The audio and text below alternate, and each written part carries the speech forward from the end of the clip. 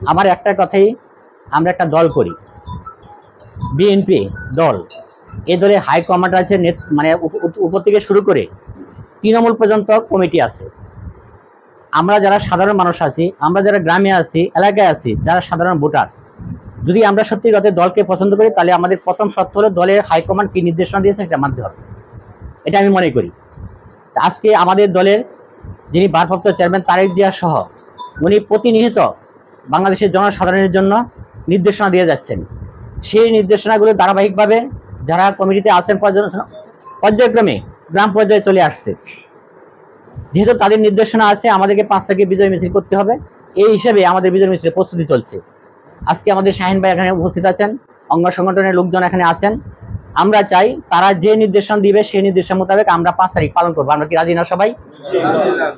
আর এখানে কথা আসছে গাঙ্কুলকান্দি সর্দার সাকাত হোসেন বকুল সাহেবের বিকল্প নাই। একটা কথাই, এটা আজকে তো নয়, উনি যখন স্বতন্ত্র নির্বাচন করে তখন আমি ছোট ছিলাম, আজকে বড় হয়েছি, কিন্তু তখন থেকে দেখে আসছে এখানে বিকল্প কোনো কথা নাই।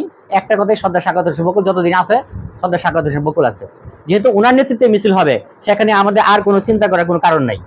আমরা এক বাক্যে ঐক্যবদ্ধ হয়ে আমরা দেখা দিতে চাই লেবুতলা ইউনিয়ন সর্দার সাকাত হোসেনের ইউনিয়ন, এবং সেটা শাহিন ভাইয়ের নেতৃত্বের মাধ্যমে, যারা দায়িত্বে আছেন তাদের মাধ্যমে আমরা সেটা 5 তারিখে প্রমাণ করব। এই চেষ্টা আমরা সবাই করব। এখানে যারা আছেন নিজেরা যাব, পাশাপাশি আমার ভাই প্রতিবেশী যদি কেউ থাকে সাথে করে নিয়ে আমরা কাজ করব। আর একদিন মাত্র সময় আছে, আমরা সবাই ঐক্যবদ্ধভাবে প্রতিবেশীকে নিয়ে আমরা 5 তারিখ যথাসময় উপস্থিত হয়ে এই মিছিলকে সার্থক এবং সুন্দর করব, এই কামনা করে আমি আমার বক্তব্য শেষ করলাম। আসসালাম।